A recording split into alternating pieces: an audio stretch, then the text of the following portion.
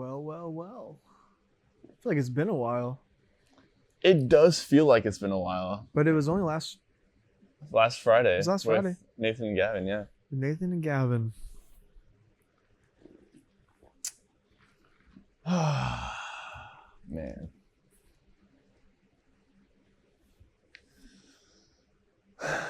Cars.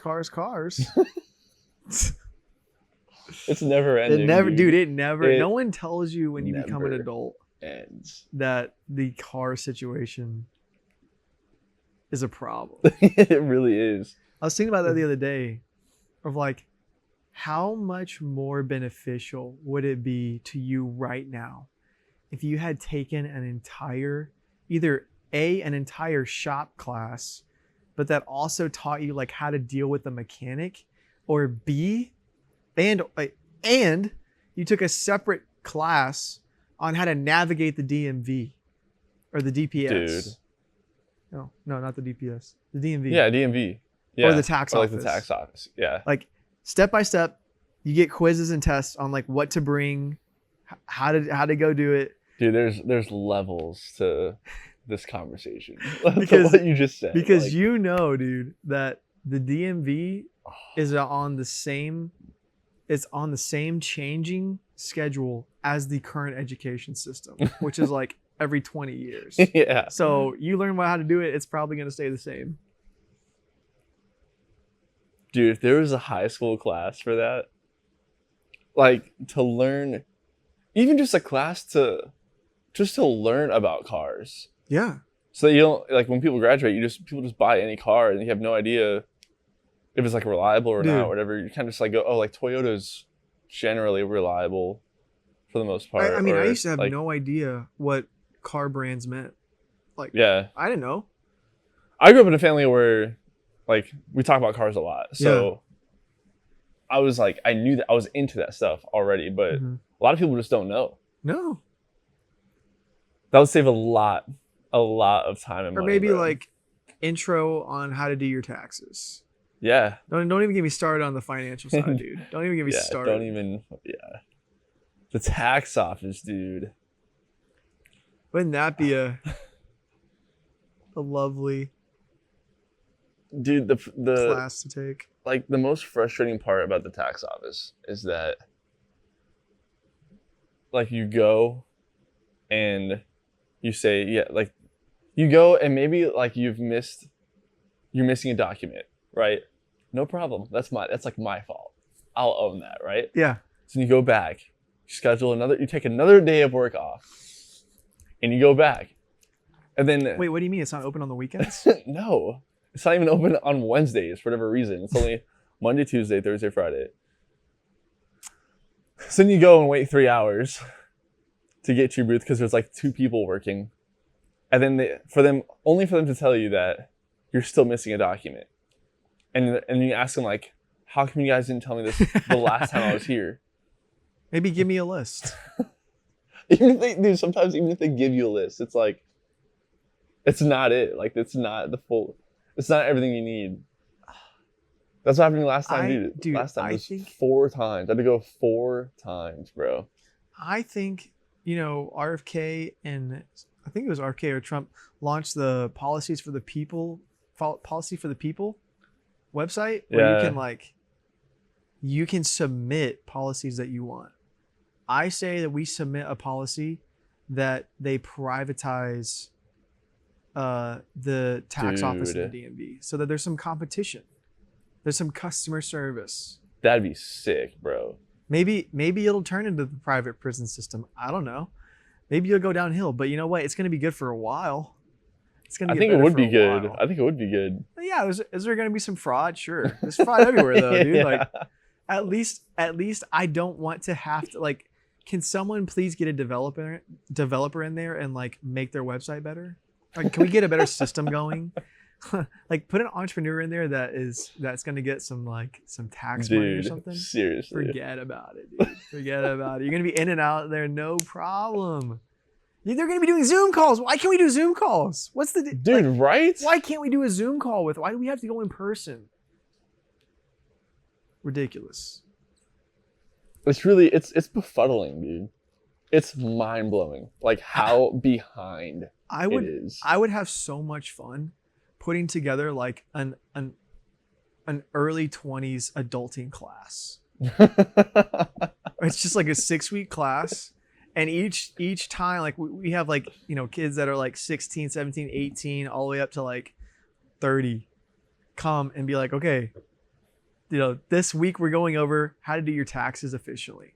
This Yeah. week we're going over how to get your car fixed. And how, it's just how like to diagnose an it's just issue it's like just in your real car. life skills. Yeah, Just real life skills. dude. And you know what? Someone said if we did a class, if they actually did a class like that in school, no kid would sit there saying, "I'm never going to use this." Yeah, right. Because you're gonna, dude. You're going to. You're gonna go to the DMV. And yeah, like how many people? I feel like almost everybody. Like you encounter so many of these problems in your 20s, like, and you've never like had to deal with it before. No. Like it's for the first time. Imagine having actual preparation in your teens. Like Imagine empowering people to do things. yeah. Our government could never, dude.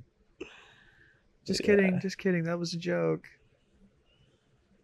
Man.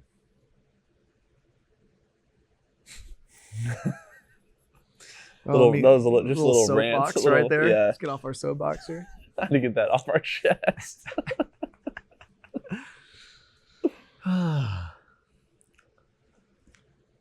Well, so 2 podcasts before this, yeah, we talked about, Bonhoeffer. yes, and Christian nationalism. That's right. That's right. So, since that point, I decided to write a research paper because I just got super curious about it. And there's a ton of information out there that I wanted to try to synthesize. And so I felt like writing a paper is the best way to do that. And we know how to, like, that's one of the primary skills that we got from college. Yeah. It's like how to write a really good research paper, how to get sources, how to get good, like, credible sources, Yes. how to form a logical argument and Yeah. research your opponent. Like that, those are super valuable skills, I feel like. And so why not freaking do it? And so, you know, I thought I took an old Turabian paper and like copy and pasted it. And, Oh, yeah. and I'm like redoing all the formats and stuff. But I like where it usually would say like Department of Theology or Department of Philosophy or Department of Religion for like SAGU, I put like second floor experience, Department of Practical Philosophy. And I thought, dude, it would be sick because you just said off camera that you were wanting to write a paper soon. Yeah. I think it'd be really cool to have like an open forum where our community could like come like read our papers. Dude, that would be like dope. Other people in our community can submit papers. Dude. Like a journal almost. Are you talking about like an online forum? Yeah. Kind of? Like in the same way that there's a bunch of different, like each college will have an online forum that you can go and read their articles, but they're like super high level journalistic articles. They're really well done. Yeah. Those are like Dude, sources. I thought about doing this like a couple of years ago. Really? Like making a website where people can just like submit papers. I think it'd be so like cool. people, you can like rate them to like, dude, yeah. I don't know. There's a lot you can do with that. That'd be so sick. you could have, I mean, we could easily have AI build us a website somehow. I mean, yeah. That was just super simple. It was like there's an upload page, you upload your paper, yeah, and then it goes through like some kind of process where like we get to look at it or whatever. And then if it's well done, then we will post it. Yeah. And then people can get on there and access it for free, and then they can upvote it or downvote it on like based on if they like it or not. Yeah. I think that would be so cool. I think so too, dude. I think that'd be sick. I've never heard of like a non-government or school like education organization that had something like that. Even if it's like a bad paper, then if people are allowed to like rate it, then it'll like that will lead those ones like this, you know, people can say like this paper has like no sources. Like they could write responses to it. Exactly. That'd be sick. That would be really cool. Because you know what else I thought of? How funny would it be if when people comment on our YouTube videos, we just pasted a link to a specific paper. Dude. And we're like, dude, like, you'd enjoy this. Or like, go Yeah. read this. Like, I'm not going to engage with what you just said until you read this. That would be so funny. There's a lot of practical use Yeah. for something like that. It's like, and we could like gamify it too somehow to where it like empowers or incentivizes people to post things there. Yeah. And because our big goal is to help people critically think, right? And Right. so I think that fits really well into our overall mission. Yeah. That'd be crazy. Okay, so what's your like thesis? Okay, so my thesis right now has Are you like trying to argue for a point, or is it more like expository? Or it's still developing. Okay. It's probably a bit of both.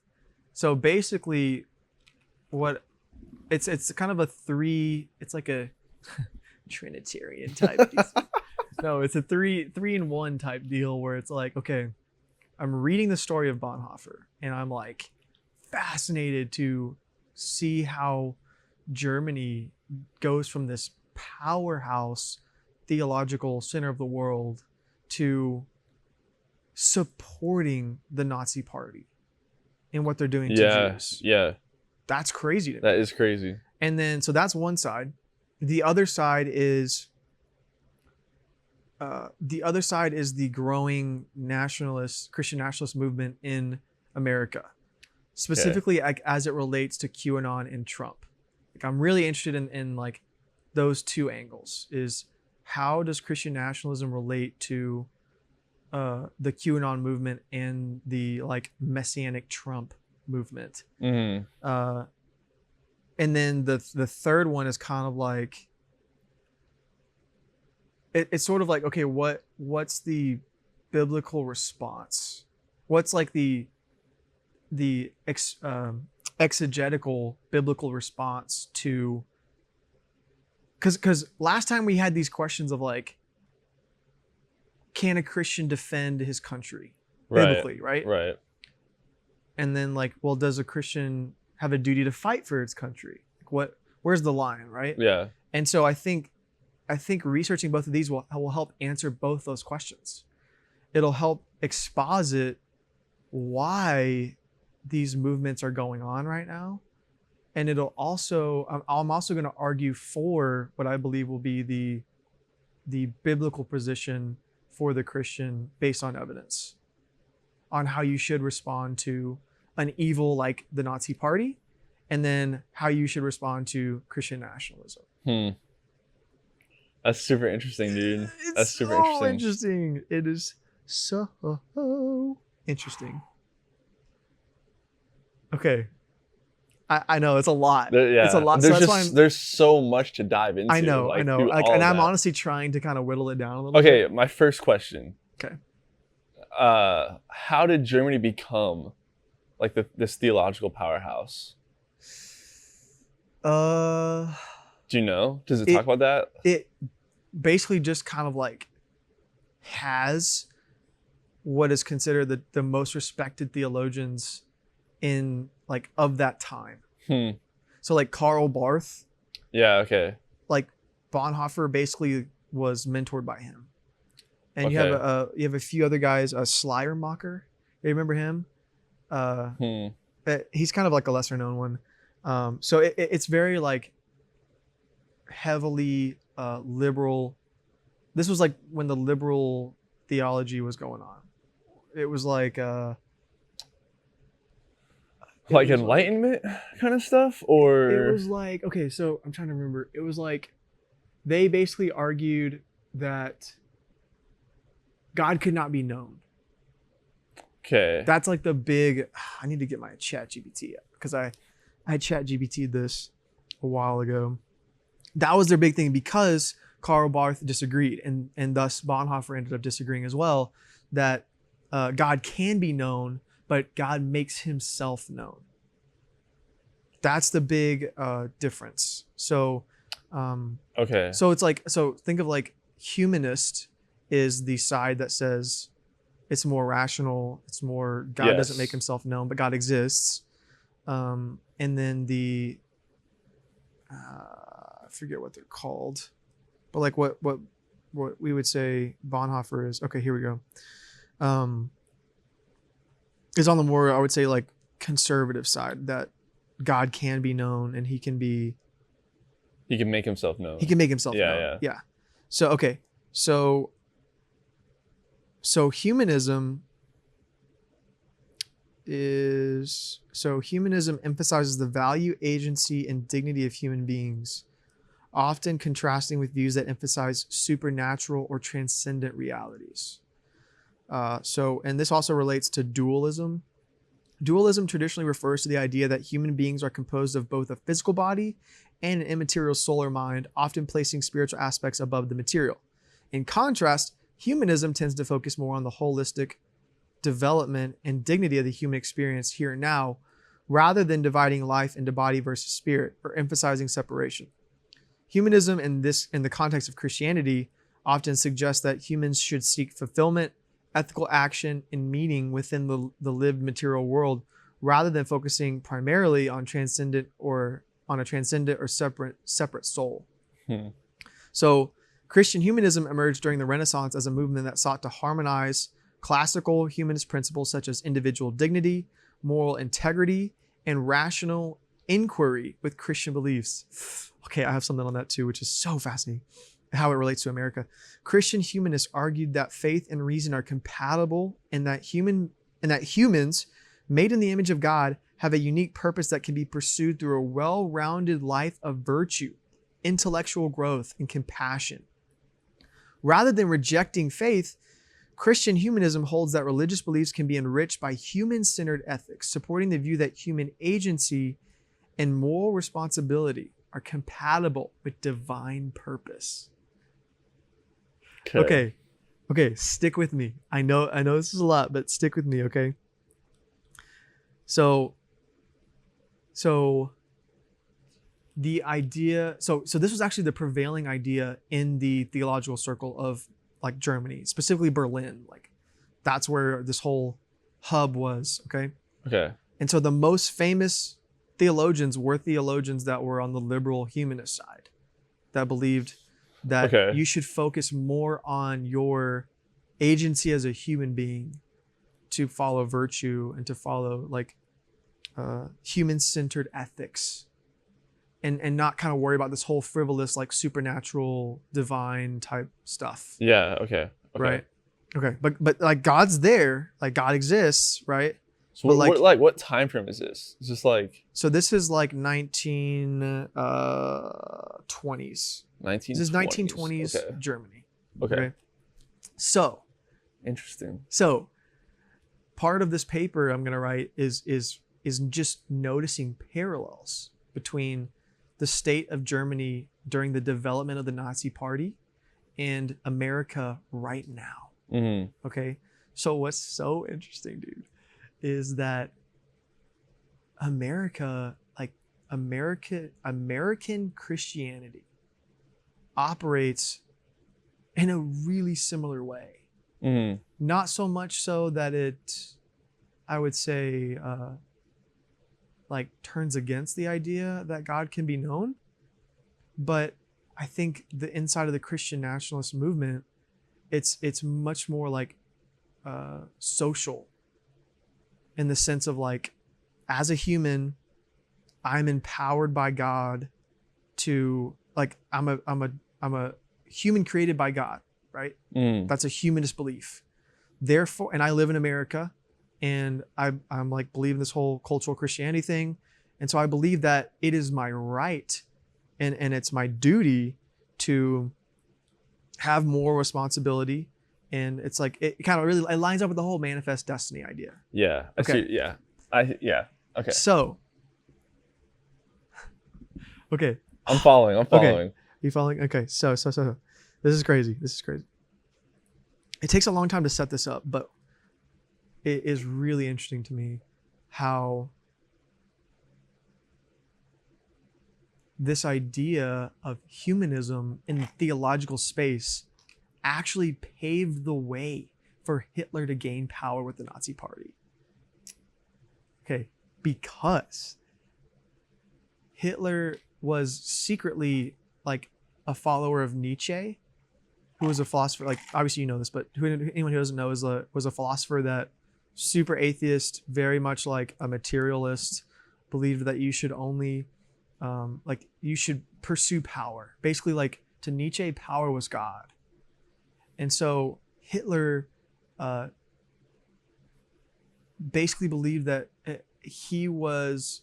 So Nietzsche wrote about the lords of the earth, and believed that there was going to be a time where these quote like lords of the earth came to power and ruled in power on the earth. Okay. And so Hitler actually quotes that in his book Mein Kampf. And so there's pictures of him posing next to pictures of Nietzsche. Like it's very well known that he was a follower of this, but he believed that he was basically like Nietzsche's Messiah. Right. So,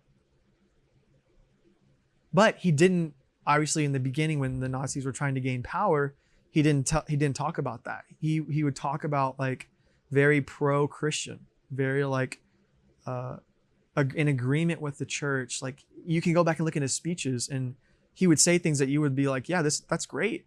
Yeah. But he was lying. He was just trying to use the church's power. And a lot of his inner cabinet wanted him to like openly go against the church and start persecuting the church.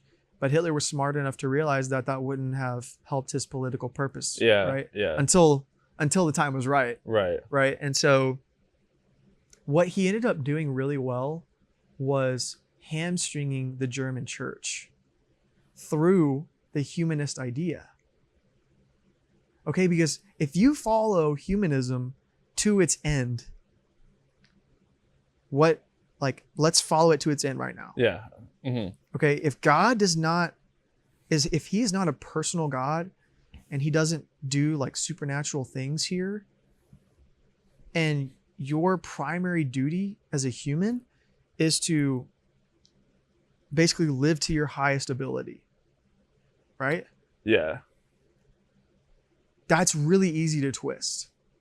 Yes. Because it's super easy for government to become that authority in your life instead of God. And so what Hitler did is positioned himself basically where Jesus Christ was in the German culture in church eventually. Like through about 10 years, he positioned himself to a place where he basically became the Messiah of Germany. He became the Christ of Germany, like politically, religiously, like yes. He did it. Yeah. Right. And I believe that he was able to do that because of these humanist views. Okay. And I think that's further evidenced by the fact that Bonhoeffer, who took a different route, believed in, I forget what the actual name of it's called. One sec. What is the belief that Bonhoeffer held to that God could be made himself known? This whole thing is fascinating. Dude, I'm just getting started, bro. I got some more coming your way. Okay, so Bonhoeffer's kind of like, throughout this whole time, he's developing as a theologian. So he's in his early 20s during this time. Yeah, okay. And so his Bonhoeffer's theology, as well as Karl Barth's theology, was a incarnational theology or Christocentric, basically meaning that revelation came through Jesus Christ. God made himself fully known and decisively through Jesus Christ. In Christ, God entered the human condition, not as an abstract concept, but as a tangible and relatable presence within human history. That is like very contrary to humanist beliefs. Bonhoeffer stressed that the incarnation shows God's profound solidarity with human suffering, weakness, and brokenness. Bonhoeffer rejected a distant, detached view of God. Instead, he argued that God is encountered in the real, everyday world, particularly in acts of love, justice, and service. For Bonhoeffer, this view challenges Christians to embody Christ's love in community and in service to others.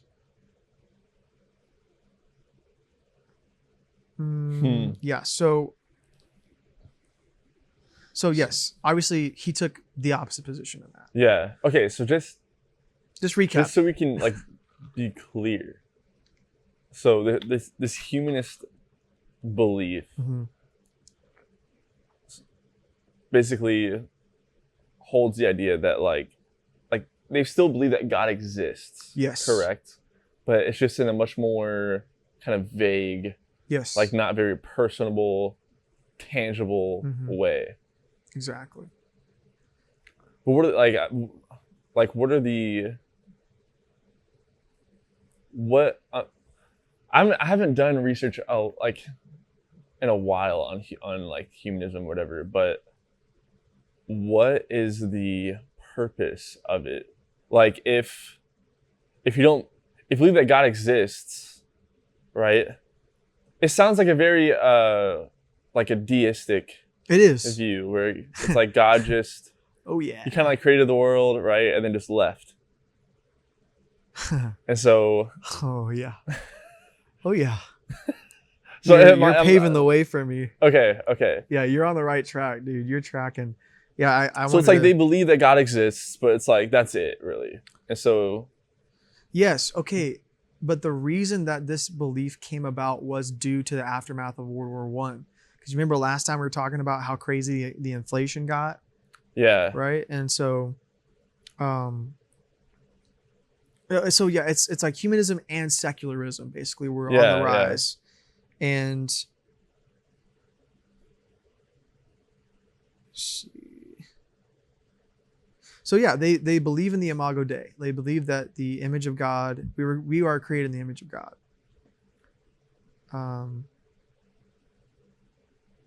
But they sought to integrate faith and reason together. They sought to like okay.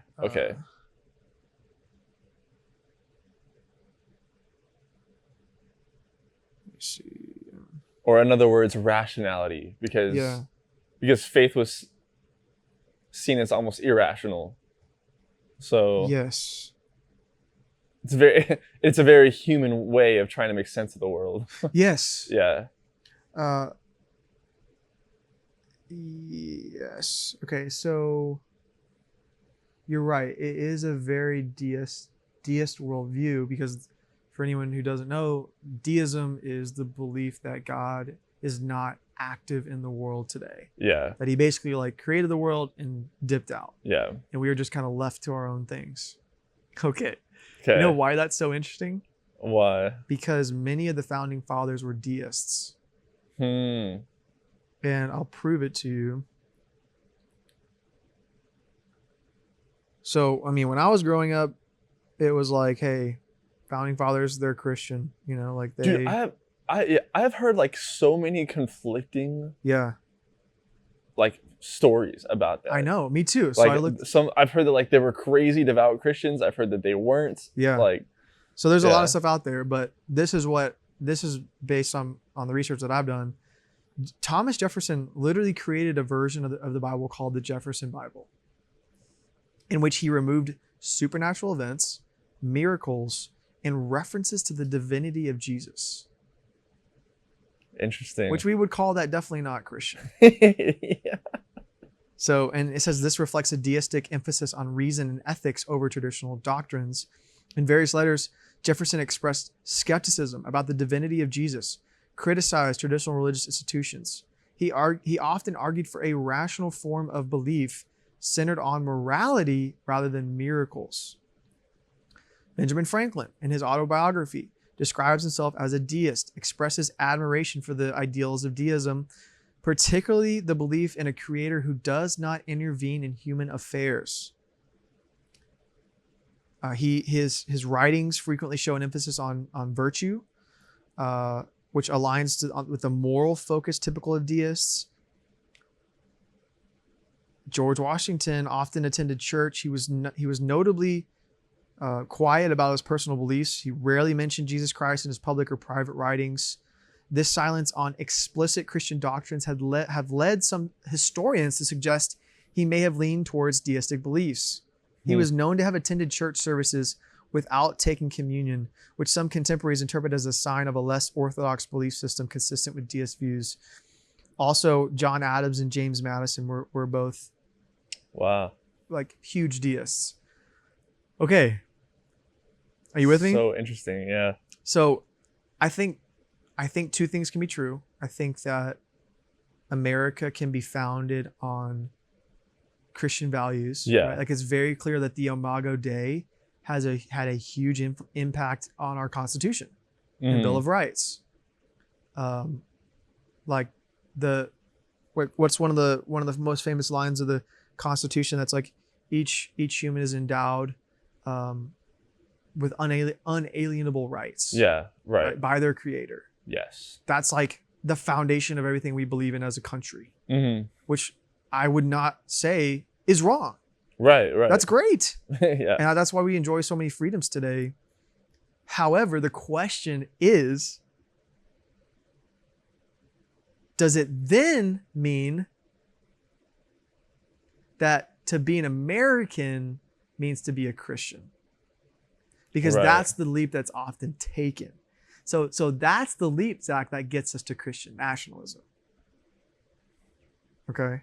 You tracking with me? I am. Okay. So when I'm reading about the development of the Nazi Party, it's like there are some similarities to how it is right now, with the whole like humanist secular type thing, but it takes like a huge turn when Hitler finally gains significant power, and particularly they start burning books, and that you see like the first kind of inclinations of anti-Semitism.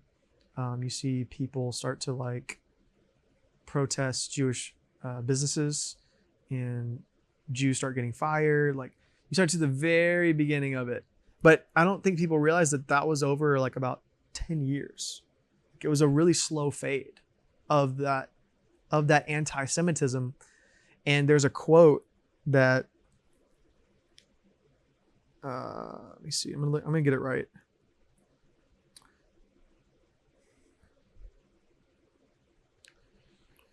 Gosh, dude, my mind is going in so many different directions right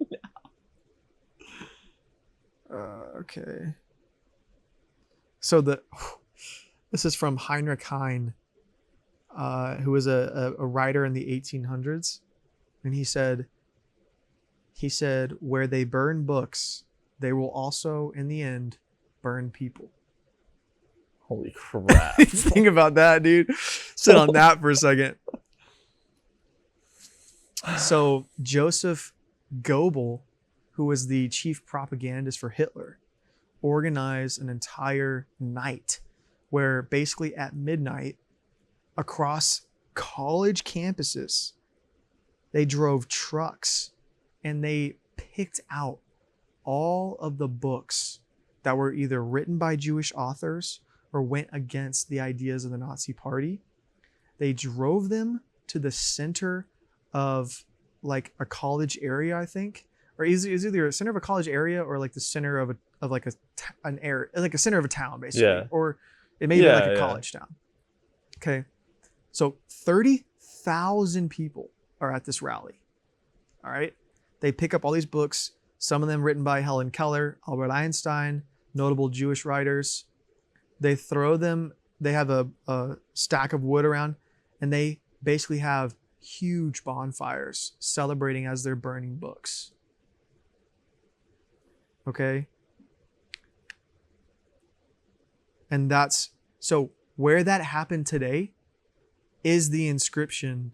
Like there's a statue memorializing it with the inscription, where they burn books, they will also in the end burn people. Is that not insane? That is insane. Okay, before we go on. All right. Bookmark where you're at. All right. Okay. All right. Okay. What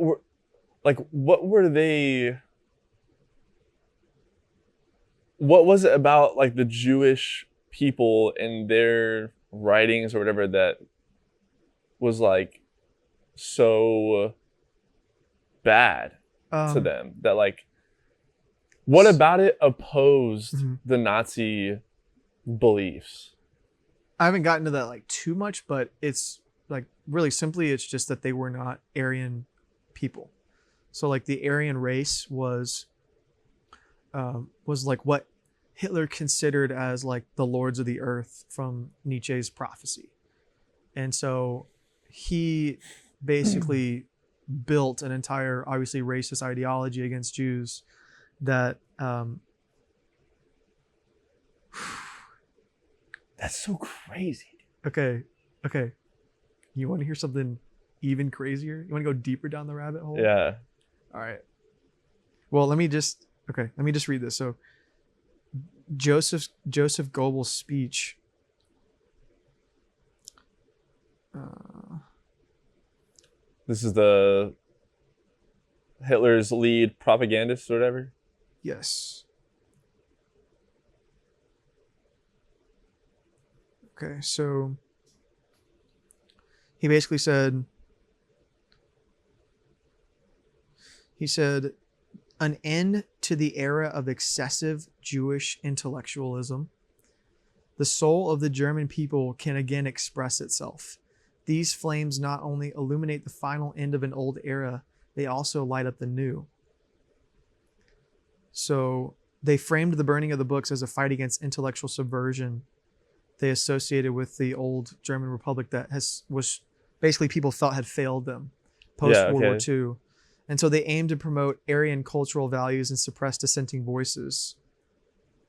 Uh,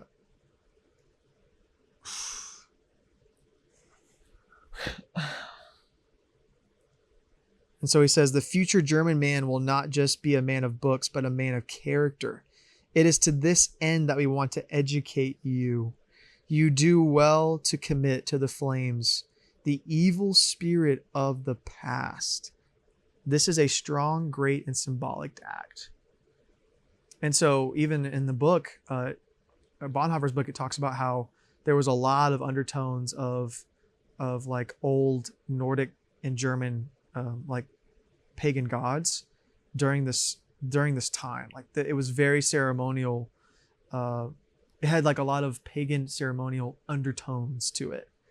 And Interesting. Heinrich Himmler, who was another high up leader in the German Hitler's cabinet, he was the leader of the SS, like the feared German psychopath battalions, right? Like, Yeah. and so they also practice a lot of occult stuff too, which is really crazy to think about. Okay, so okay, what did you say before though? I had a thought on that.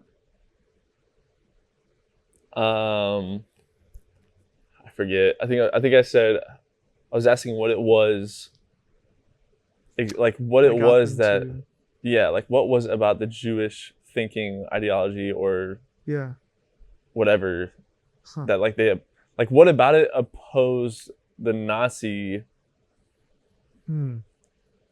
like party so much that they had to like target them. I don't know. That's what I was gonna tell you. Okay, so Joseph Goebbels also, like, they eventually took over all the newspapers. So Like okay, like why the Jews? That's my question. Like why the Jews?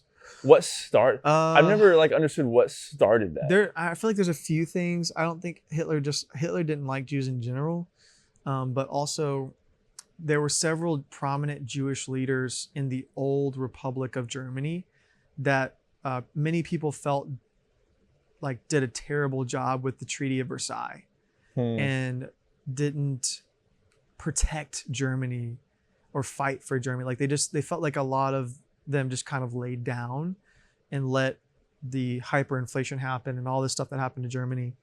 And Hmm. uh, that all kind of like fed into the Nazis used that to feed into this idea. Um, and Hmm. so I think it's because they were probably like the second largest race or ethnicity in Germany at the time. Like you had Yeah. Okay. Aryans and non-Aryans, and so I think most of the non-Aryans were Jews. And so I think that's why it's like they had such a huge thing against them. All Hmm. right. Do you want to hear? Do you want to hear the Yeah, yeah. craziness, Take me dude? down, All right, all right. dude. So, I'm strapped in. so you remember hearing about how in the QAnon movement, there's this idea that the global elitists are basically like sacrificing children, Yes. right? Okay. So, I've heard some people claim that that is uh, of like that's like mostly Jewish people doing that. I've heard. Yeah. Okay, Yeah. Yeah. right? It's kind of like subverted The, right now. Like you got to kind of go around to hear that, yeah. but it's a pretty wild claim, right? And so Yes. the wild claim of the QAnon followers is that there's really simply, without getting into it, is like there's a global elite group of people that Yeah. And want. that's and part of it is that like if you really go deep Yeah. is that like the ones who are at the top Yes. are Jews. Like, Yes. yes. And that these people basically are like essentially like a cult, and they want world domination, they want world control, and they also believe that they will like kidnap children. It's kind of tied to the whole Epstein thing too. Yeah. And they'll like abuse children, or they'll actually like have blood ritual sacrifices and a lot of other crazy stuff. So obviously that's terrible, right? Yeah. All right, here's what's crazy. Do you know where that originated from? The story of specifically Jewish people doing blood sacrifices with children. No. Okay, it's from like the 15 or 1600s. It was first created as anti-Semitic propaganda. Hmm. Then it like kind of popped up in history and would like go away for a while. Yeah. Okay. And then like rumors would come up again that like a Jewish person kidnapped a kid, and then they would say, oh, like it's that old, like he's sacrificing the kid or whatever. And so it was an excuse used. It was come up with. Apparently there's no historical findings that it ever happened. Like there's no actual historical account that a Jewish person was ever seen actually committing an act like this. Yeah. Okay. Okay. And it's called a blood libel. Libel? I think it's libel. I want to just make sure I know what I'm talking about here, because I had read it previously, but I don't want to have to go back and find it. Okay, dude, 12th century is when it was first known. The first known accusation occurred in 1144 in Norwich, England, when a boy named William was found dead. Local Jews were accused of killing him in a ritual murder. Although the claims were never proven, they sparked widespread suspicion of Jews. Over the next centuries, similar accusations spread across Europe, often tied to unexplained deaths of children or disappearances. Okay, and so there was actually a time where there was a boy named the death of a boy named Simon in 1475 in Italy resulted in the torture and execution of several Jews after a forced confession. Simon, the child, was later venerated as a martyr and a saint, though the church officially stopped this veneration centuries later. And it will like continue up to the 19th and 20th century. Okay. Now get this. Dude, this is so crazy. When I first figured this out, my jaw was on the floor. Okay. Check this out. Come on. Load. No. Okay. This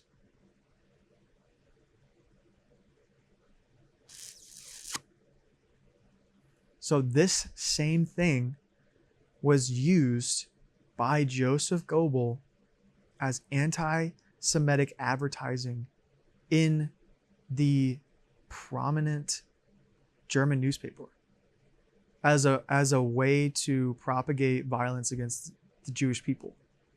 So he just basically took this myth and reused it essentially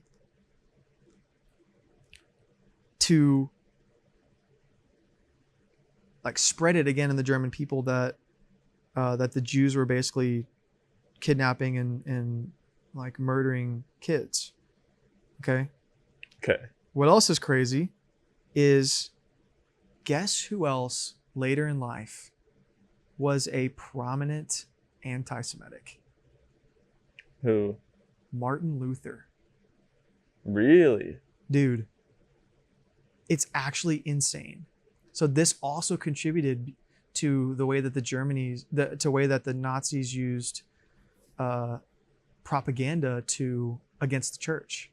Okay, because the German church was like huge on Martin Luther, right? I'm sure, yeah. Obviously. Yeah. So Martin Luther in 1483 to 50, he lived 1483 to 1546. Okay. Yeah. He wrote a book called On the Jews and Their Lies. And this comes from a time where he got really sick in his life, like with a few different diseases, and he blamed it on the Jewish people. And just like, he blamed it on a few other people too, but like he just had this thing against Jews. Okay. Yeah.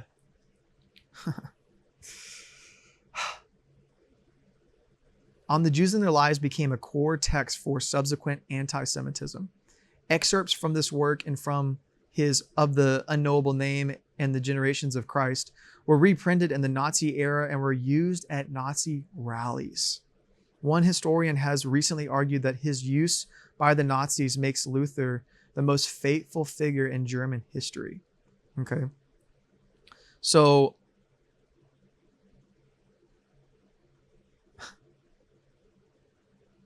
Luther wrote his anti-Semitic works in a prevailing European culture characterized by demonizing stereotypes and slanderous rumors of poisoning, usury, and blood libels. It was also furthered by portions of his theology that conflated Judaism with the other false religions of Islam and Roman Catholicism and became the target of his savage polemics.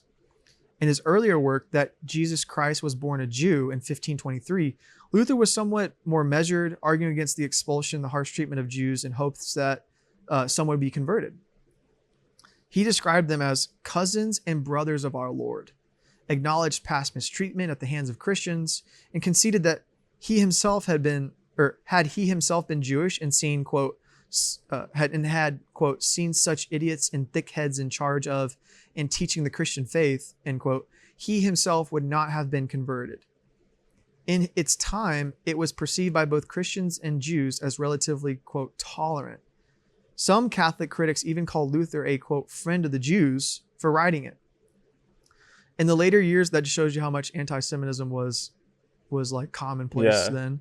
In the later years of his life, faced with the failure of his message to win converts, Luther viciously attacked Jews and Judaism in vulgar, defamatory language. In On the Jews and Their Lies, 1543, he called for the destruction of Jewish homes and synagogues, forced labor, and prohibition of the teaching and practice of their religion, raging that Christians were, quote, at fault in not slaying them. In one of his last sermons, he vilifies Jews as, quote, public enemies and murderers, reiterating a call for their conversion and urging their expulsion from Germany. If they did not, and Jews were already forbidden to reside in many parts of Europe at the time. So this was used as a way to, this was used by Nazi Germany to basically promote violence against the Jews. And there's pictures of cartoons with basically like Jews looking really weird or evil, and like them showing them like murdering kids in cartoon form in the Nazi German newspaper. Is that crazy? Yes. Hold on. Okay, I have to look something up. Sorry. This is like. I want to talk to you. Not now. Later. No, now.